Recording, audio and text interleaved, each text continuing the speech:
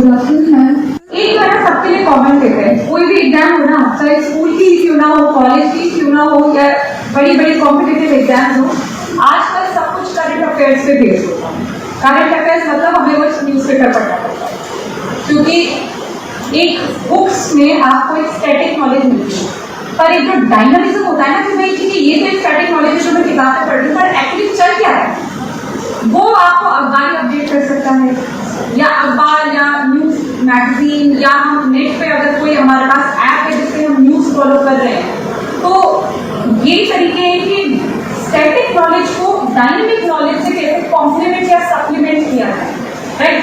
तो इनका सवाल ये है क्योंकि यूपीएससी परीक्षा से रिलेटेड है, करंट अफेयर्स का क्या स्ट्रेटेजी रखना चाहिए। तो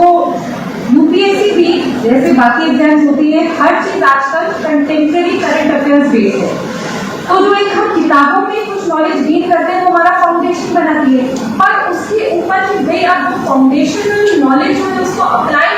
कैसे करना है या कैसे हो रहा है अप्लाई देश विदेश में, वो आपको करंट अफेयर्स भी दे सकता है कि क्या करंटली चल रहा है देश विदेश में, उसका सोर्स है न्यूज़पेपर। तो मेरा तो सबको सजेशन है, स्पेशली बच्चे जो 10th 11th 12th में अगर वो थोड़ा बहुत अभी से न्यूज़पेपर पढ़ना शुरू कर देते हैं ना, तो उनमें एक बहुत अच्छा नॉलेज बेस डेवलप हो जाता है।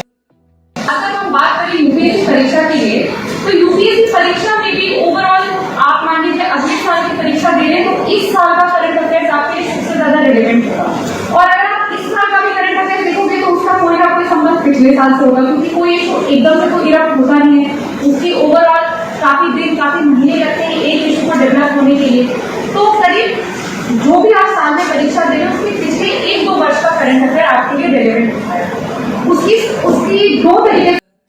एक तो ऑफकोर्स अगर आप अगले साल दे रहे हैं एग्जाम, तो इस साल आप रोज पेपर पढ़ोगे, रोज उसे पढ़ोगे तो आपका एक लिंक बना रहेगा, तो वो तो आपका प्रिपेयर हो जाता है। उसके अलावा कुछ ऐसे इश्यूज आपको निकल जाएंगे जिसका आपको और एक्स्ट्रा प्रिपरेशन करनी होगी, उसके लिए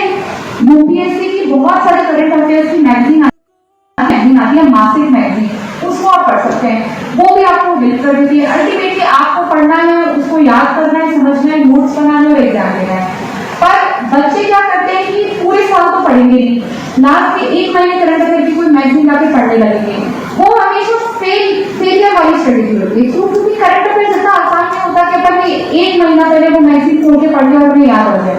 करंट अफेयर्स तब आपके दिमाग में रहेगा जब आप उसे डेली न्यूज़पेपर से कंज्यूम करोगे, क्योंकि मान लो कोई इशू डेवलप तो हुआ 6 महीने का, पर एकदम से उसकी हर चीज याद नहीं आएगी अगर आप वो एक दिन लेकर पढ़ोगे। पर अगर 6 महीने थोड़ा थोड़ा आपने न्यूज़पेपर में वो आ रहा था, आप कैजुअली उसे पढ़ रहे थे, तो कहीं ना कहीं वो आपके दिमाग में रहता है, तो आप कनेक्ट कर पाते हो और आपको ज्यादा दिनों तक याद रहता है। तो शॉर्टकट ना अपनाए करंट अफेयर्स के लिए, स्पेशली उसको रोज आधा 1 घंटा, तो वो स्ट्रेटेजी आपके लिए लॉन्ग टर्म में ज्यादा सक्सेसफुल होगी।